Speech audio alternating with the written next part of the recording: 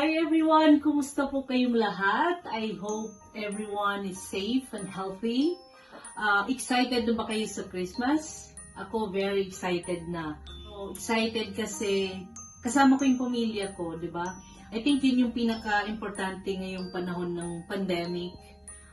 To be with our loved ones. Konting salo-salo, masaya na. And of course, it's the birth of Jesus. It's the season of hope. Sana po itong Kapaskuhan na ito maging inspirasyon sa atin to stay positive in life. Na tiwala lang po, lahat makakayanin natin, lahat malagpasan. To my Gardening with Filipina family, I would like to say thank you so much sa patuloy niyong suporta sa channel ko. Thank you all so much.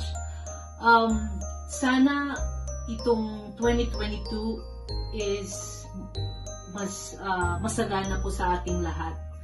At sana ang importante, ang pinaka-importante, yung pandemic, sana hindi na kumalat yung virus, lalo na yung new strain ng virus.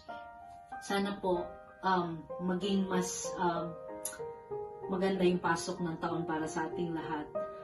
Basta tiwala lang po sa Panginoon, pray lang, makakaraos din po tayong lahat.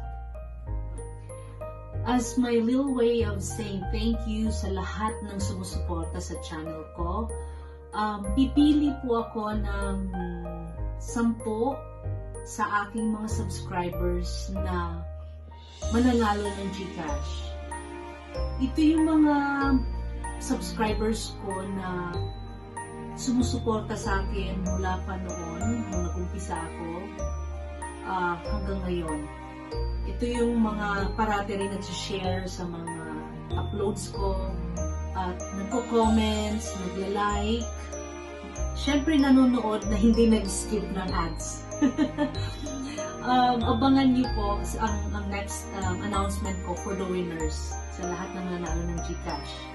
From my family to yours, Merry Christmas and a prosperous New Year to all of you.